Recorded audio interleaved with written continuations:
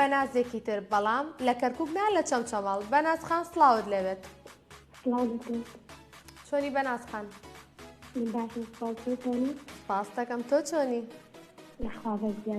یاخوا باشیت بەنازخان دەنگ و باسی چەمچەماڵ یاخوا هەر عەیبتان نەبێت بەناز بەچێوە سەرقاڵی پۆلی چەنی پەیمانگای سەرکەوتوو بیت بەناز پلانتان چییە بۆ جێژن لە ڕۆژانی جەژنە هەر لە ماڵە دەرناچن بۆ سەردانی خزمان یاخود بۆ شوێنێکی گشتی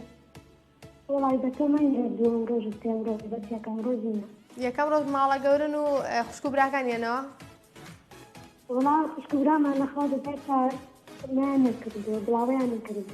بەڵێ زۆر باشە بەنازخان ئامادەی بچین لای پرسیار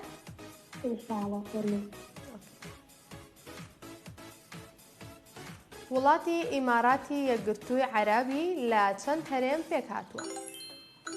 5 هەرێم 6 هەرێم 7 هەرێم 8 هەرێم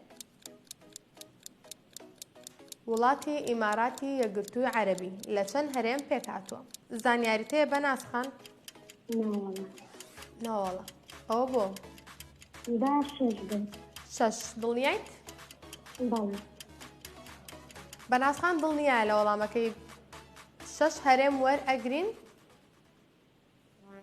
بەداخەوە بەنازخان وەڵامەکەت هەڵە بوو 7 هەرێم وەڵامی ڕاستە ئەچینە لای پەیوەندێکی تر